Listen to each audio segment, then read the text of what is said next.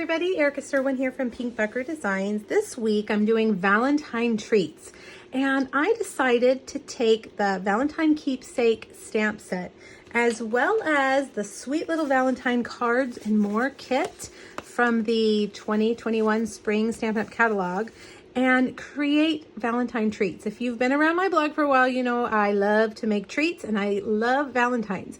So when I saw this little kit, let me show you in the catalog because I don't even have all of it left. I've used so much of it. Page 16. When I saw this kit, I gasped. I loved the color combinations. I love the designs. But honestly, I don't have a need for just the cards. But what I do have a need for are treats. I love to send treats to the teachers, to our mail lady, to my parents, to anybody who likes Valentine's, just giving them little treats. So I decided to use this kit. It's only $10 and there's a ton of little products. You'll have actually enough product in this $10 kit to make 20 different treats. All right, I'm going to show you 3 on today's blog post and then a bonus one on Monday. So make sure you click the link here on YouTube and hop over there and get all the ideas. Now, here's some of the cards. I have a little box that we've used this for, a little Tic Tac holder that we've used this. And for this project, we're going to use this little card right here to make what is called a matchbook. And a matchbook is exactly what it sounds like. Remember the matchbooks? I mean, I guess they still have them. You used to be able to get them in restaurants, but it holds a little gummy bear. These were from Target, 25 in a box. The little, just, you know, Valentine treat gummy bears. So that's what we're going to do. I'm going to show you how to turn this easily into a little matchbox. All you're going to need is a little cardstock right here to make this, and everything else is coming from here.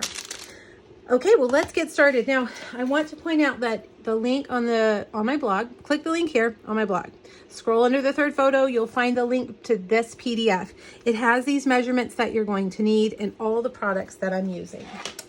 So we're going to cut this card down. It needs to be 3 1/4 wide, which is about the width of the card. So really, we're just cutting it in half.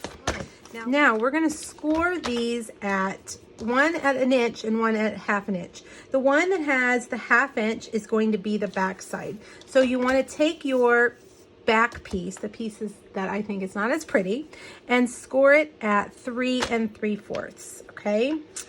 So 3 3/4. It's already 4 1/4 long. So see right there, that's going to be where we stick our little gummy bears in. And then the other piece, I'm going to score at 3/4 of an inch. I like this side better, so I'm going to come in a little bit more on this side because that side's going to fold in. So 3/4 of an inch in would be at 3 1/2. Okay. So now fold that down. And basically, this is how it's going to go together. See that? Fold that in like that.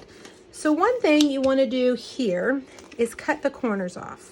That's going to just help everything go together. It's not going to stick out at all. Then you want to take your adhesive. I'm using Stamp and Seal. I'm going to fold it in. And I'm going to put them together like that. So it's just, you know, glued on the inside. Right now, this one, we're going to put the candy in.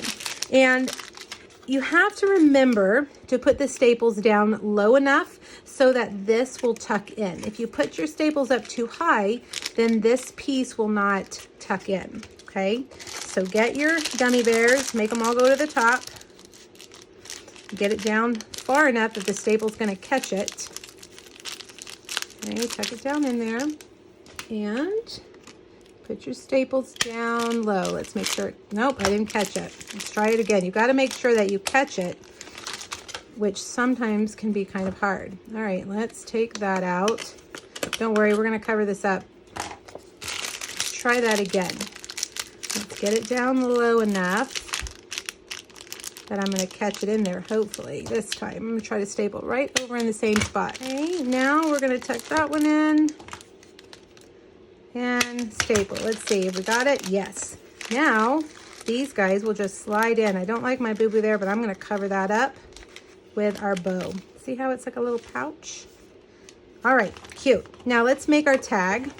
I have already cut out a postage stamp, a basic white postage stamp. This is from the snail dies, that cute little snail set. So I've cut that out. We're gonna stamp that in these little hearts. That is from this Valentine Keepsakes stamp set. This is the only stamping we're doing. We're gonna stamp it in Magenta Madness, right in the center. Okay, now we're gonna cut out the word love. These are the Always dies, also from the same catalog. We're gonna cut the love from gold and the little kind of outline bubble from vellum. Now before I cut it, I wanna turn it into a sticker. That way it'll go on my vellum really easy. So I'm just gonna measure out some of our adhesive sheets.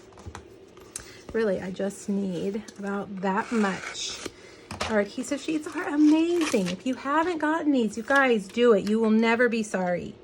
You just put the adhesive on the back, and then when we're done, it'll be a sticker and we can just stick it. We won't have to worry about any messy glue. Okay. So let's get that on there.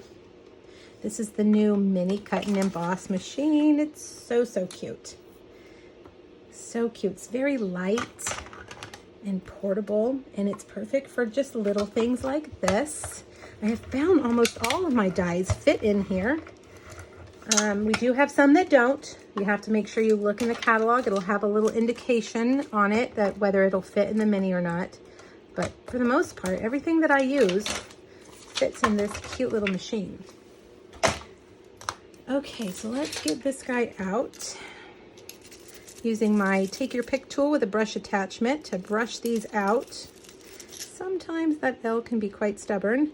Let's see, there we go. If I can peel it off with my finger. Okay, so now remember, we put that adhesive on the back.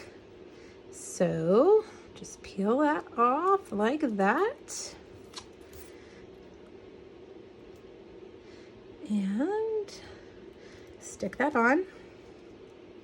Get all these little doodads out. Maybe when I peel off the adhesive, they'll come out. Let's see. Yep. And put that right there. Okay. Now for some dimensionals.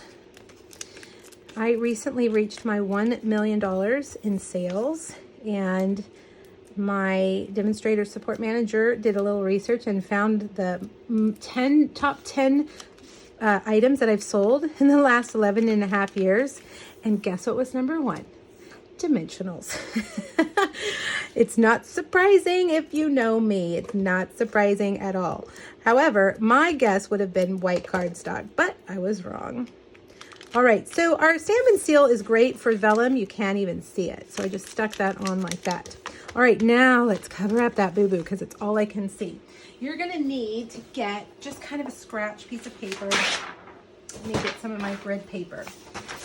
And I've got some twine, some of this snail twine combo, and I'm gonna color it. I'm gonna color it to match. So I've got my Magenta Madness Stamp and Blend, and I'm gonna just carefully go over it and color it.